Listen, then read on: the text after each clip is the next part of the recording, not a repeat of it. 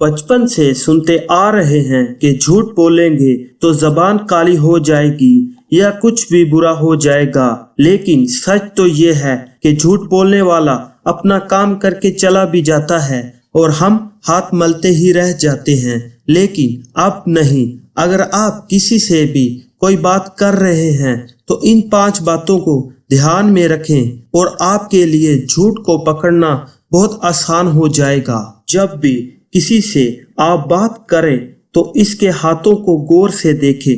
अगर इसकी बात में जरा सा भी झूठ शामिल है तो वो अपने हाथों को छुपाने की या मिलाने की कोशिश करेगा। इसका हाथ गैर इरादे तौर पर बहुत ज्यादा हिलेगा, जिसे वो कंट्रोल करने की भी कोशिश करेगा।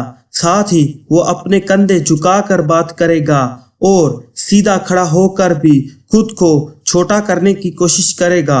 अगर इनमें से कोई निशानी वाज़ेह हो तो झूठ की निशानी होती है। चेहरे के तासुरात झूठ पकड़ने का एक और सबसे बेहतरीन अंदाजा है। आप लोगों के चेहरों पर आने वाले तासुरात को पढ़ें। अगर तो वो बार बार बोलते हुए अपने होंठों को काट रहा है या दांतों तले होंठों को दबा रहा है तो इसका मतलब है कि वो बहुत ज्यादा झूठ बोल रहा है। झूठ बोलने वाला अक्सर किसी वाक्य को बयान करते हुए बात भूल भी जाता है। वो इस बात को जब 2 या 3 मिनट बाद दोबारा सुनाएगा तो इसमें कुछ ना कुछ फर्क नजर आएगा और साथ ही वो अपने आप को इस झूठ से बार बार अलग करने की कोशिश करेगा। जैसे खैर मुझे क्या, वो लड़की या वो लड़का कैसे कर लेते हैं, या मैं तो सोच भी नहीं सकता था या सकती वगैरह। झूठ बोलने वाले गैर इरादे तौर पर अक्सर झूठ बोलते हुए अपने हाथ मुंह या आंखों पर ले जाते हैं। ये नफसियाती तौर पर होता है जिसका इसे भी इल्म नहीं होता।